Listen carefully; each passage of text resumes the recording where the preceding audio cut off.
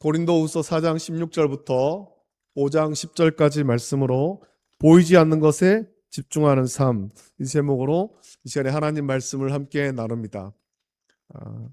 여러분 캠핑을 좋아하십니까? 캠핑을 또 해본 적 있습니까? 한때 우리나라 캠핑이 굉장히 유행을 했는데 지금은 또 캠핑의 유행이 또 이제 끝나는 것 같습니다. 언제부터인가 사람들이 여가를 보낼 때 캠핑하는 사람들이 제법 많았습니다. 그래서 마트에 가면 캠핑 용품이 아주 다양하게 판매되었고, 처음에는 산이나 계곡 또는 바닷가 근처에서 캠핑했는데 캠핑 문화가 확산하면서 풍경이 좋은 곳에 전문적인 캠핑장이 만들어지기도 했죠. 여러 가지 시설을 갖추고 텐트를 칠 수 있는 그런 구역들을 이렇게 딱 나누어서 캠핑장이 만들었습니다. 이 캠핑의 핵심은 스스로 텐트를 치고 간단한 생활용품으로 야외에서 생활하는 겁니다. 이것을 위해서 텐트도 점점 발전했는데, 제가 어릴 때 이제 아버지와 함께 만들었던 텐트는 무겁고 참 만들기 힘든 그런 텐트였습니다. 텐트를 지지하는 폴대도 이게 부드럽지 않은 딱딱한 금속으로 되어 있어서 텐트 안에 넣기도 힘들었습니다.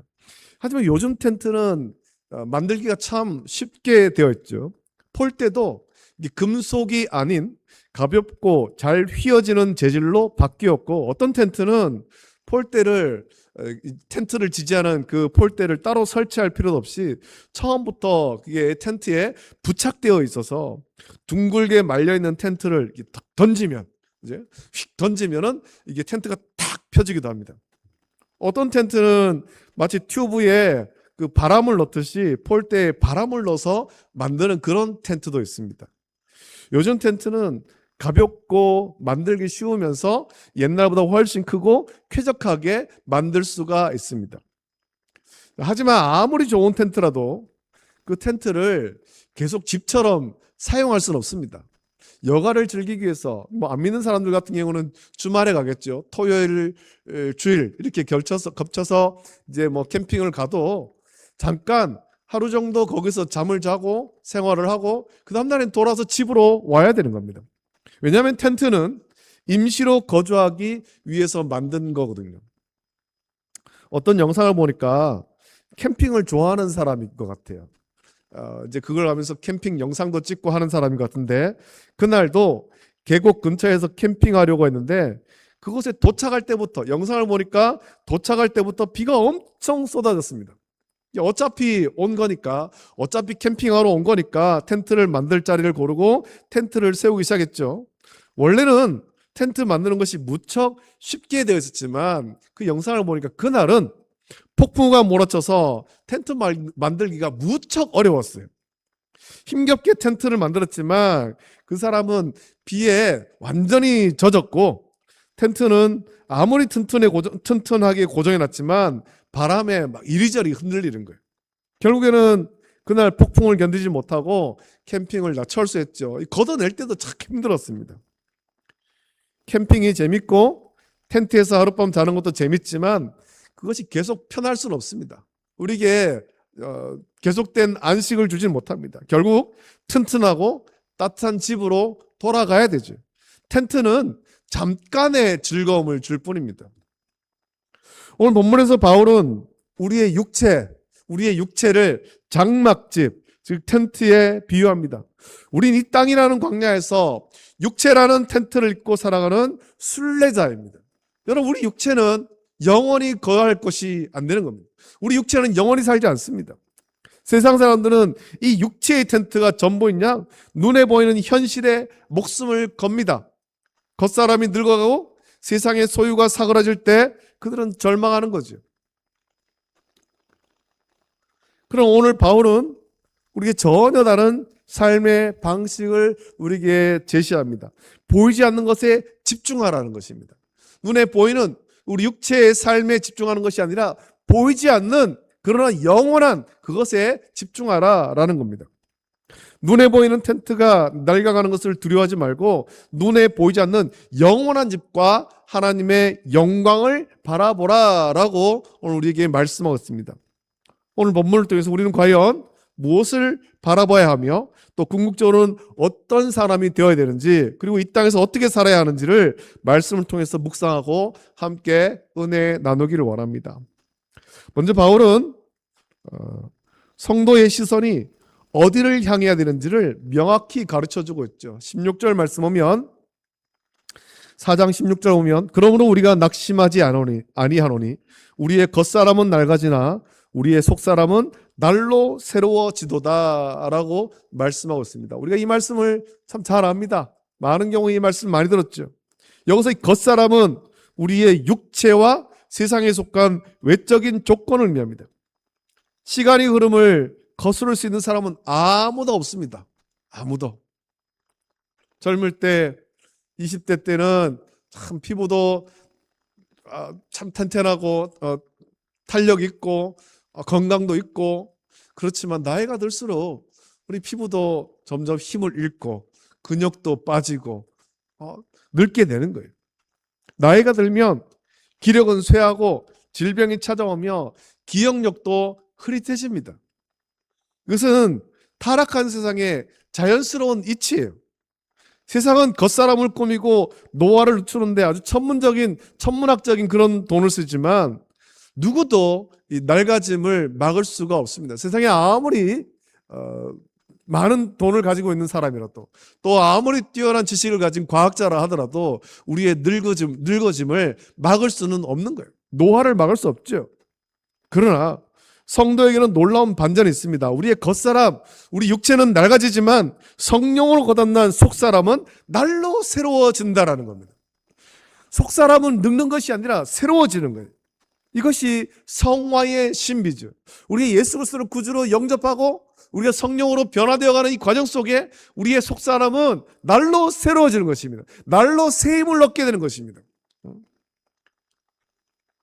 육신은 약해져가도 그 안에 있는 영혼은 하나님을 아는 지식과 믿음 안에서 날마다 더 강건해지고 성숙해지는 것입니다. 그래서 여러분 온전한 믿음의 성도라면 우리가 육체의 삶이 우리 육체가 늙는 것을 막을 수는 없습니다. 우리가 다 늙죠. 다 약해집니다. 그러나 맑은 영성을 가진 그런 성도들을 보면은 노년의 그 성도들을 보면 그 영성이 얼마나 맑은지 그걸 우리가 보게 되잖아요. 믿음 가운데 견고히 서 있고 우러나 좌로나 치우치지 아니하고 오직 말씀 따라가는 그분들을 볼 때 깊은 영성을 우리가 느끼게 되는 거예요. 그것이 속사람이 새로워지는 거잖아요. 바울은 이어서 우리가 겪는 고난을 재해석합니다. 17절 보면 우리가 잠시 받는 환난에 경한 것이 지극히 크고 영원한 영광에 중한 것을 우리에게 이루게 함이니 라고 말씀합니다. 바울은 자기가 겪은 그 엄청난 박해와 고통, 바울이 복음을 전하면서 많은 고난을 당하지 않았습니까? 매도 맞고 파선하고 감옥에도 갇히고 하지만 그것을 잠시 받는 것, 가벼운 것이라고 표현하고 있는 거예요. 여러분 바울이 당한 고난은 결코 가볍지 않습니다. 매를 맞고 감옥에 갇히고 파선하고 죽을 위기에 처하고 절대 가벼운 것이 아닙니다. 하지만 바울은 그걸 가볍다고 표현합니다. 반면에 장차올 하나님의 영광은 영원한 것, 또 무거운 것, 중한 것이라고 그렇게 대조해서 말하죠. 히브리어로 영광이라는 단어 자체가 무겁다라는 뜻을 포함하고 있는 거예요. 우리가 세상의 고난을 너무 무겁게 느끼는 이유는 상대적으로 저울 반대편에 있는 하나님의 영광을 너무 가볍게 여기기 때문일지도 모릅니다. 영원한 영광의 무게를 아는 자에게 현재의 고난은 지나가는 소나기처럼 느껴지게 되는 거죠. 그래서 18절에서 바울은 결론적으로 선포합니다. 우리가 주목하는 것은 보이는 것이 아니요 보이지 않는 것이니 보이는 것은 잠깐이요 보이지 않는 것은 영원함이라 라고 말씀하고 있습니다. 여러분 이것이 교회와 성도가 가진 세계관의 핵심이에요. 우리가 어떤 인생을 살아야 되는지에 대한 핵심이죠. 세상 사람들의 눈에 보이는 돈과 명예와 권력과 건강이 전부라고 말합니다. 그러나 성경은 선언합니다. 그것은 잠깐인 겁니다. 잠깐. 안개와 같고 풀의 꽃과 같습니다. 반면에 하나님의 나라, 하나님의 의, 평강, 우리의 구원, 하나님의 상급은 눈에 보이지 않지만, 우리 육신 내에 보이지 않지만 영원한 것이지. 여러분, 우리의 시선은 지금 어디를 향해 있습니까? 우리가 연약해서 우리는 영원한 것을 사모한다고 말하지만 여전히 세상의 것을 바라보고 있지 않습니까? 눈에 보이는 사라질 안개 같은 그런 세상의 돈과 명예와 권력과 이런 것들을 자꾸만 보고 있지 않습니까? 이제 우리의 시선을 돌려서 영원한 것을 온전하게 바라봐야 됩니다. 입술로만 말하는 것이 아니라 실제 우리의 영혼의 눈을 크게 뜨고 영원한 하나님의 영광을 바라봐야 됩니다. 바울의 시선은 이제 현재를 넘어 죽음 이후에 그리고 부활의 소망을 향하지요.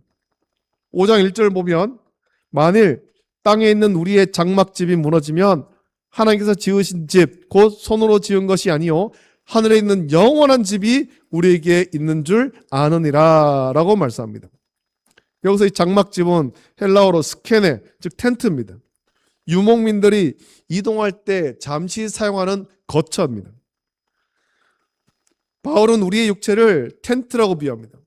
서론에서 말씀드렸다시피 텐트는 영원히 영구하게 거주하는 것이 아닙니다. 언젠가는 걷어야 되는 거예요. 하룻밤을 자고 그 다음 날에는 걷어야 되죠. 죽음은 이 낡은 텐트를 벗는 과정일 뿐입니다. 그래서 성도에게 죽음은 끝이 아닌 거지요. 우리에게는 하나님께서 지으신 집, 곧 부활의 몸과 영원한 천국이 예비되어 있습니다. 이것은 인간의 손으로 만든 것이 아니라 하나님께서 친히 만드신 완전한 처소인 것입니다. 바울은 그것을 말하고 있는 거죠. 바울은 2절에서 하늘로부터 오는 우리 처소로 덧입기를 간절히 사모한다라고 고백합니다. 바울이 탄식한다라는 것은 삶이 너무 힘들어서 염세적으로 죽음을 바란다 그런 뜻이 아닙니다. 이것은 불완전한 상태에서 벗어나 완전한 하나님의 영광이 들어가기를 갈망하는 거룩한 소원이죠.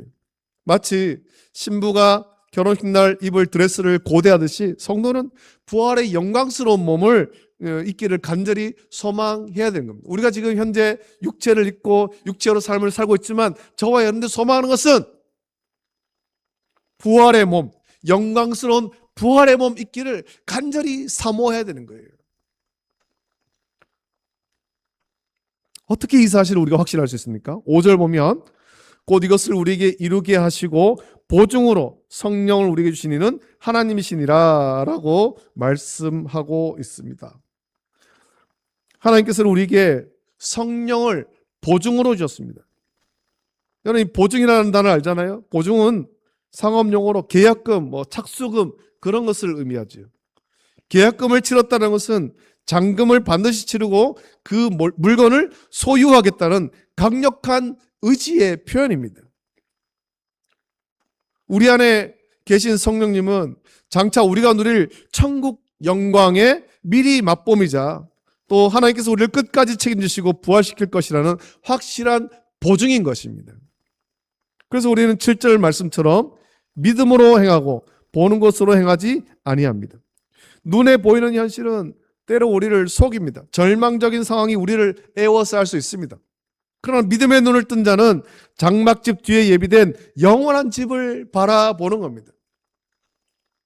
이 확신이 있기 때문에 우리는 죽음 앞에서도 담대할 수 있는 거예요. 우리 인생을 살면서 우리가 어떤 고난을 당할 때 참 이 고난이 너무 힘들고 왜 나에게만 이런 고난이 있고 이 고난이 끝나지 않을 것처럼 그렇게 여겨지지만 돌아오면은 이 고난은 정말 짧은 찰나의 순간으로 지나가 버리는 거죠. 지나가 버리는. 우리 육신의 삶은 길지 않아요. 길지 않아요. 우리에게는 이 짧은 육신의 삶 이후에 영원한 삶이 기다리고 있는 겁니다. 우리는 그것을 사모해야 되죠. 보이지 않는 영원한 세계를 믿는 성도는 그렇다면 이 땅에서 어떻게 살아야 되겠습니까? 바울은 9절에서 그리스도인의 궁극적인 삶의 목표를 제시하고 있습니다. 9절 보면 그런즉 우리는 몸으로 있든지 떠나 있든지 주를 기쁘시게 하는 자가 되기를 힘쓰노라 라고 말씀하셨습니다. 여러분, 이것이 저와 여러분의 유일하고도 거룩한 소망이 되어야 됩니다. 힘쓰노라, 이것은 명예를 사랑한다, 야망을 갖다, 그런 뜻을 갖고 있습니다. 세상 사람들은 돈을 많이 벌거나 높은 자리에 오는 것을 야망으로 삼죠. 그러나 보이지 않는 세계를 보는 성도의 야망은 단 하나, 주님을 기쁘시게 하는 거예요. 내가 어떻게 하면 주님을 기쁘시게 할 수 있을까? 그래서 바울은 고린도전서에서도 보면 그 성찬의 문제, 먹고 마시는 문제로 인해서 어려움 있는 고린도 교회를 향해서 아주 유명한 말을 하잖아요. 그런즉 먹든지 마시든지 무엇을 하든지 다 하나님의 영광을 위하여 하라. 이것이 우리의 삶이 되어야 됩니다. 온전한 성도의 삶이 되어야 되는 것입니다. 하루를 살아갈 때 때로는 힘든 삶이 있고, 때로는 슬픈 때도 있고, 때로는 기쁠 때도 있지만, 모든 순간 우리는 하나님의 영광을 위해서 주님을 기쁘시게 하는 그 삶을 살아가는 거예요. 내가 이 일을 선택할 때 주님이 기뻐하실까? 내가 이 말을 할 때 주님이 미소 지으실까? 이것이 모든 판단의 기준이 되어야 됩니다. 여러분, 웨스트민스터 소요리 문답 제1문에서 고백하듯이 사람의 제일 되는 목적은 하나님을 영화롭게 하고 그를 영원토록 즐거워하는 것입니다. 우리가 이 고백대로 믿음의 삶을 살아야 되죠. 우리가 이렇게 살아야 되는 엄중한 이유가 10절 나오는데, 10절을 보면 이는 우리가 다 반드시 그리스도의 심판대 앞에 나타나게 되어 각각 선악간에 그 몸으로 행한 것을 따라 받으려 함이라 라고 말씀합니다. 여러분, 심판대는 고대 올림픽 경기에서 심판이 승리자에게 상을 주던 자리, 혹은 통치자가 공적 업무를 평가하던 그런 자리를 의미합니다. 이것은 구원받은 성도가 다시 지옥에 갈 수도 있다, 정죄의 심판이 아닙니다. 우리의 구원은 예수 그리스도의 십자가 대속으로 이미 확정되었습니다. 로마서 8장 1절 보면 그러므로 이제 그리스도 예수 안에 있는 자에게는 결코 정죄함이 없나니 라고 분명하게 말씀하죠. 여기서 이 심판대는, 오늘 본문에 나오는 심판대는 우리의 구원을 나누는 그런 심판대가 아니라 상급의 심판대입니다. 우리가 이 땅 가운데 살면서 예수님 믿는 성도로서 어떠한 삶을 살았는가, 우리가 주님을 기쁘시게 하는 삶을 살았던가, 또 영원한 그런 삶을 사모하면서 눈에 보이지 않는 영원한 삶을 사모하며 살았던가, 아니면 나의 가질 육체의 장막을 위해서만 살았던가, 그것을 심판하는 거예요. 사명에 대한 평가의 자리인 것입니다. 주님께서 우리에게 맡겨주신 사명, 성도의 사명, 교회의 사명, 이것을 우리가 잘 감당했던가, 착하고 충성된 종으로서 섬겼던가, 이것을 평가하는 거죠. 하나님은 우리가 구원받은 이후에 어떻게 살았는지, 주신 달란트를 어떻게 낚였는지, 보이지 않는 것을 위해서 얼마나 하시는지를 그 자리에서 평가하시는 거예요. 여러분, 구원은 은혜로 받지만 상급은 행위대로 받습니다. 상급은. 이 사실을 기억하는 자는 신앙생활을 허투루 할 수가 없죠. 하나님을 경외함으로, 또 두렵고 떨림으로 구원을 이루어가며 매 순간 우리 주님 앞에서 성실하게 살아가야 됩니다. 착하고 충성된 종으로 살아가야 되는 것입니다. 작은 일에도 주를 기쁘시게 하기 위해서 충성하고 헌신하는 거예요. 여러분, 우리는 무엇에 집중하고 있습니까? 낡아질 텐트입니까? 아니면 영원한 집입니까? 오늘 말씀은 우리에게 결단을 요구하고 있죠. 보이지 않는 영원한 것을 선택하십시오. 세상은 눈에 보이는 것이 진짜라고 속입니다. 그러나 성경은 보이지 않는 것이 영원하다라는 진리를 선포하고 있는 거예요. 눈에 보이는 것은 잠깐 있다가 사라질 거예요. 솔로몬이 다 그렇게 전했습니다만 해 아래 새 것이 없는 거예요. 지금 있는 것이 옛날에도 있었고 또 다시 돌아오죠. 세상에서 유행은 돌고 돈다, 그렇게 말을 하는데 새로운 것이 나오는 것 같지만 과거에 있던 것들이 다 다시 돌아오는 것뿐이에요. 해 아래에서 새 것이 없습니다. 우리는 영원한 것을 사모해야 됩니다. 지금 내가 세상에서 얻는 기쁨들, 쾌락, 안락함, 또 사람들의 칭찬, 이것들은 잠깐 있다가 없어질 것뿐입니다. 세상에서 명예를 얻어도 그 명예가 영원하지가 않아요.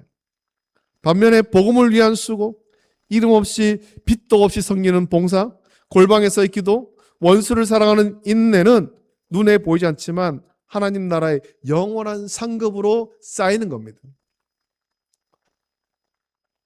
그리고 주님을 기쁘시게 하는 것을 인생의 최우선 순위로 삼으십시오. 나의 기쁨, 나의 만족이 아니라 주님의 기쁨이 되기를 사모하면서 살아가야 됩니다. 우리가 또 직장에서 일을 할 때, 가정에서 자녀를 양육할 때, 교회에서 봉사할 때도 우리는 늘 이것을 질문해야 됩니다. 여러분, 이것이 주님께 기쁨이 됩니까? 그것을 우리는 항상 질문해야 돼요. 내가 지금 하는 이 일이 주님께 기쁨이 됩니까? 우리 가정이 하는 이 일이 주님께 기쁨이 됩니까? 우리 교회가 하는 이 일이 주님께 기쁨이 됩니까? 이것을 우리는 항상 물어야 됩니다. 그리고 마지막으로 그리스도의 심판대를 기억하며 삶의 우선순위를 조정해야 됩니다. 영원한 하나님 나라를 소망하는 자는 투자처를 바꿉니다. 짐 엘리엇 선교사의 유명한 말처럼 영원한 것을 얻기 위해 영원하지 않은 것을 버리는 자는 결코 바보가 아닙니다. 사람들은 세상에서 많은 돈을 벌고 명예를 얻고 권력을 얻고 그런 사람들이 현명하다 그렇게 생각하지만 그것을 얻고 영원한 것을 잃어버린다면 그것처럼 어리석은 자가 없어요. 세상에서 그것을 얻지 못해도 영원한 것을 얻는 자가 가장 지혜로운 사람입니다. 우리는 시간, 우리의 물질, 우리의 재능을 썩어질 육체가 아니라 영원한 성령의 열매를 맺는데 사용해야 될 것입니다. 하나님께서 우리에게 주신 이 짧은 인생, 이 인생을 살면서 영원한 것을 사모하고 또 성령의 열매를 맺는 일에 힘써야 되죠. 오늘 하루 우리의 겉사람은 낡아지지만 속사람은 새로워지는 이 은혜를 기억하기를 원하고 우리 매일의 삶 속에 이 은혜를 누리며 살아가는 저와 여러분 되길 원합니다. 무너질 땅의 장막집이 아니라 영원한 하늘의 처소를 바라보며 오늘도 주님을 기쁘시게 하는 거룩한 소망을 품고 승리하는 저와 여러분 되시기를 예수님의 이름으로 축복합니다. 기도하겠습니다. 거룩하신 아버지 하나님, 은혜를 감사드립니다. 오늘도 우리가 고린도후서의 말씀을 함께 묵상하였습니다. 이 말씀을 통하여서 우리가 낡아질 우리 육체의 삶, 육체의 장막, 여기에 집중하는 것이 아니라 비록 우리 눈에는 보이지 않지만, 육체의 눈에 보이지 않지만 영원한 하나님 나라의 기쁨을 사모하고 또 주님의 기쁨을 위해서 우리의 짧은 인생을 충성되게 섬길 수 있는 우리 모든 성도들 수 있도록 은혜 내려 주시옵소서. 감사합니다. 예수님의 이름으로 기도드립니다. 아멘. 아멘.